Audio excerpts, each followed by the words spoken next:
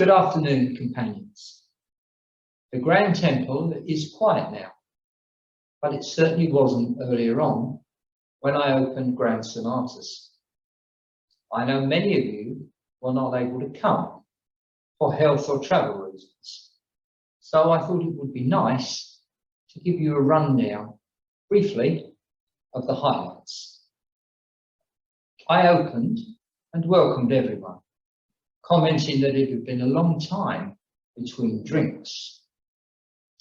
An in memoriam followed, where we particularly remembered Brian Waring, whose suggestion it was to restart the Scarlet Cord, John Brackley, the Grand Recorder, who was determined it would be a sovereign order, and Tommy Thompson, our first Grand Watchman.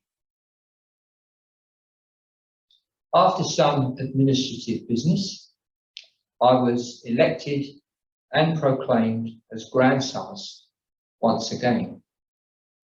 I then reappointed the Deputy Grand Summus, Frank Spencer, and the Assistant Grand Summus, Howard Markham. I then appointed Madhavan Chalapa, a Grand Regent Vicarious. Travel restrictions prevented him from attending, but I will invest him when he can get to London.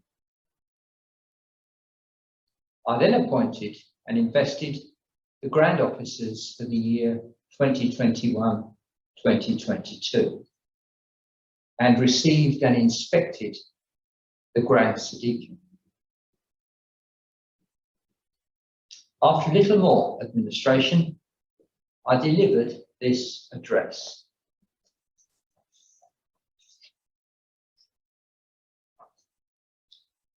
Companions, welcome once again to Grand Sonatas. It is truly a special joy for us all to be back together again, and I thank each and every one of you for attending, despite lingering worries about the virus. During the shutdown, we have made great use of Zoom for our get-togethers, and it's been difficult for me today to talk to you each time without looking for the unmute button. First and foremost, I congratulate those appointed to and promoted in Grand Rank today. Unbeknown to you, you have all gone through a lengthy selection process at both provincial and district and at Grand Sonatas level. So if your name has been read out today, you can take great pride in the fact that you have contributed greatly to our order, to the extent that it has been noticed and recognised. But you'll also be aware that I'm expecting you to go further now in your involvement, particularly in the field of recruitment. We have gone slightly backwards, numbers-wise, companions, inevitably. It's unprecedented for me to have to say that, because backwards is not something we ever do in Scarlet Cord. So to those receiving appointments today, I say, lead the way in bringing in appropriate craft brethren into the OSM, and then ensure they convert as soon as practicable into Scarlet Cord companions. Make a name for yourself as a recruiting sergeant, and today's Grand Rank won't be your last, I promise. So, on to events. Consecrations are already up and running, with our newest consistory, Streatham Hills, coming into existence at the beginning of August. Looking forward, we have confirmed dates for St David at Chester at the end of this month, and Ribble Valley in East Lancashire in January, while we expect a couple more to be consecrated before Christmas. News and updates, as always, on our Facebook page and my Twitter feed, so keep watching. With regards provinces, we have a new provincial Grand Summus for Surrey, Arnold Long, appointed on Zoom last year and invested with his chain at his provincial meeting a couple of weeks ago. We express our deep appreciation to Louis Keats for his great service as Arnold's predecessor. Devon and Cornwall is now the fiefdom of Barry Chalkley, appointed on Zoom last September, and to formally receive his chain in a couple of weeks' time. Barry has taken over from Tony Vickery, and what a wonderful servant to our order Tony has been. Alan Shields is our new man for East Lancashire, a Zoom appointment in February, and invested with his chain at a memorable Vale of Irwell consistory meeting last month. Alan follows in the footsteps of Howard Nuttall, who we thank for a very dedicated and productive term in charge. At the end of October, Silverio Ostrowski is being installed as Provincial Grand Summus for the Chilterns on the retirement of Richard Owen. More of him next year, when he will be able to be with us again, we trust. I'd now like to turn our attention to charitable giving, something we've never really pushed hard in this order, recognising that our members will already be contributing through their craft lodges and OSM conclaves, and probably in many other Masonic orders as well. Earlier this summer, I use the word loosely, the President of the Executive Committee and I undertook a 13-mile walk around London for the Alzheimer's Society. Every one of our provinces supported us generously to the extent we were able to send cheques totalling £2,500 to the Society.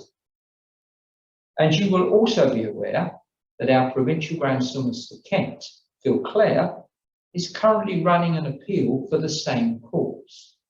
You individually undertake a minimum of an hour's extra exercise, a walk, swim, cycle, run, or round of golf even, which entitles you to purchase your event medal for £15.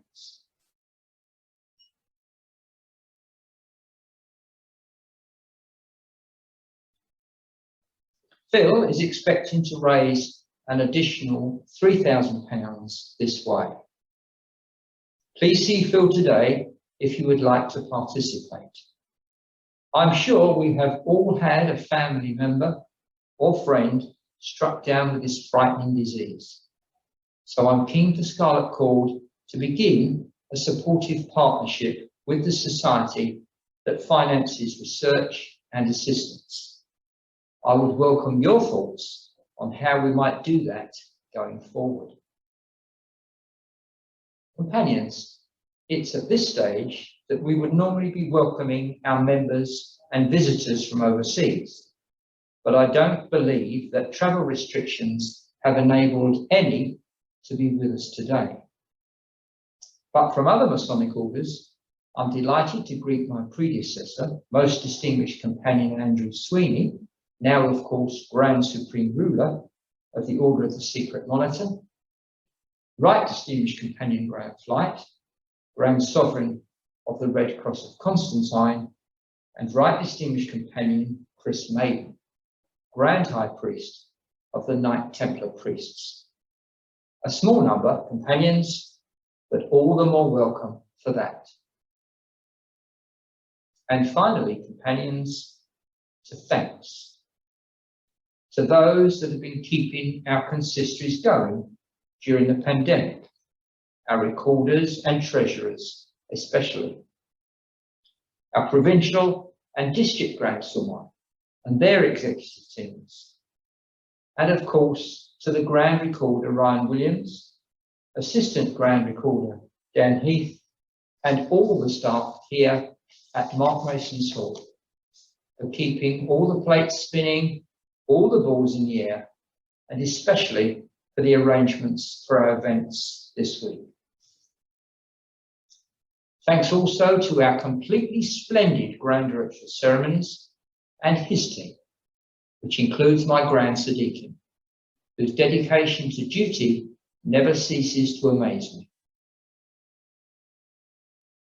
It's been an incredibly difficult and dangerous 18 months, companions, and we must not forget that some of our districts overseas are still suffering badly.